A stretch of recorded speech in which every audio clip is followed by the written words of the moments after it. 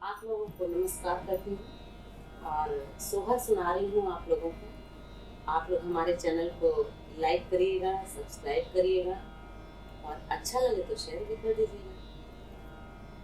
बच्चा हुआ है भाभी को और ननद आई हैं बढ़ावा लेके।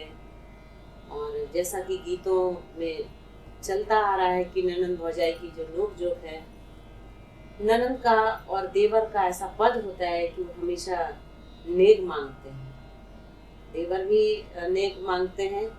बुंदेलखंड में जो गागर उतराई होती है उसमें नेक देवर का होता है, और जो ननद का होता है वो तो अपने पूरे उत्तर प्रदेश में ही, बिहार में भी जब ननद आती है तो आंखों में कजरा लगाती है और बधावा लेके आती है बच्चे को। तो फिर वो जो है भाभी से कंगना भी मांगती हैं, हार भी मांगती हैं, जो उनकी मर्जी होती है मांगती हैं। और भाभी को मजबूर होना पड़ता है क्योंकि घर के सारे लोग इकट्ठा होकर उनको समझाने लगते हैं कि अरे भाई दे दो, है नहीं तो ये नाराज होकर चली जाएंगी। और बहू को दबा भी दिया जाता था, समझा भी दिया जाता था, मजबूरी में दे भी देती थी। लेकिन आज का जमाना थोड़ा प्रैक्टिकल हो गया है। ननद भी समझ गई हैं और भाभी भी समझ गई कि क्या देना हो क्या लेना है। मगर पहले के जमाने की बात कुछ और थी। तो उस समय का मैं आपको एक सोहर सुना रही हूँ। अरे मांगे ननद बाई कंगना हो लालन के भय के, मांगे ननद बाई कंगना हो ना लालन के भय के, मांगे ननद बाई कंगना हो लालन के भय के, मांगे और ठाड़े जाऊं तेरा ससुर समझावे, ठाड़े जाऊं तेरा ससुर समझावे, ससुर समझावे, ससुर समझावे। दे दो हाँ दे दो बहू रानी कंगना हो लालन के भय से, दे दो बहू रानी कंगना हो लालन के भय के, मांगे ननद बाई कंगना हो लालन के भय के।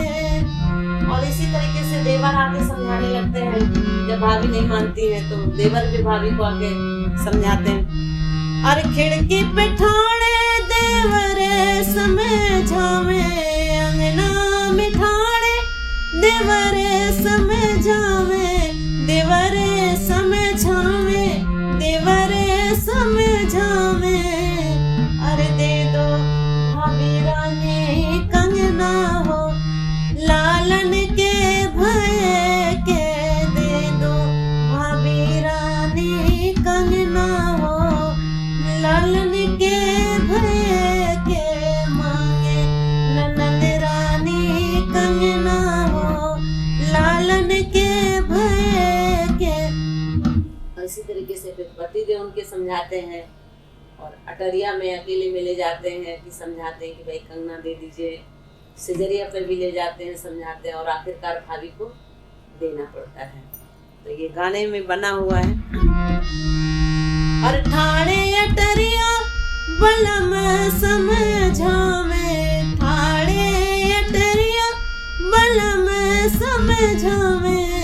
दे दो अरे दे दो धना मोरी कंगना हो लालन के भय के, दे दो धना गोरी कंगना हो लालन के भय के, मांगे ननद बाई कंगना हो लालन के भय के।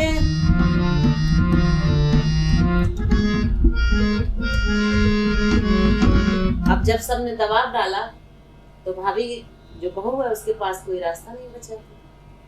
और पहले के ज़माने में तो जॉइंट फैमिली हुआ करती थी, बड़ों का बड़ा मान सम्मान मर्यादा बंधन सब चीज़ें थी। मुझे याद है मेरी नानी बताती है कि जब उनकी शादी हुई तो उनके पिताजी ने उनको बहुत सारा धन, बहुत सारा जेवर सोने का उनको दिया था। उनकी माँ नहीं थी, बचपन में माँ खत्म हो गई थी, नाना ने पाला पोसा था, मतलब मेरी नानी के पिताजी ने पाला पोसा था।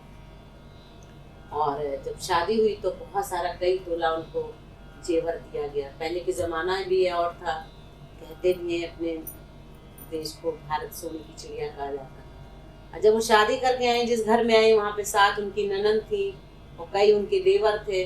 और उन सबकी जब शादी हुई तो वही जो है उनकी जेवर बेच के, वो जेवर दे के, ऐसे करके सबकी शादी हुई। और उनके पास कुछ बचा भी नहीं, और पूरे जीवन भर जो है उनको चकिया में पीस के, खाना बना के सब पूरे परिवार को पालती भी रही। और आखिरी समय तक भी वो शायद 80 या 85 ईयर्स की होके मरी, उनका पल्लू भी यहाँ से कभी उतरा नहीं। तो वो जमाना कुछ और था। तो अब जब सबने दबाव डाला तो ये जो है अब भाभी दिल पे पत्थर रख के दे रही है। कंगना उतारे ननद जी को देने, कंगना उतारे ननद जी को देने, ले लो अरे ले लो सवत रानी कंगना हो लालन के भय के। गुस्से में, मजाक में ननद को सवत बोल रही है भाभी। अरे दे दो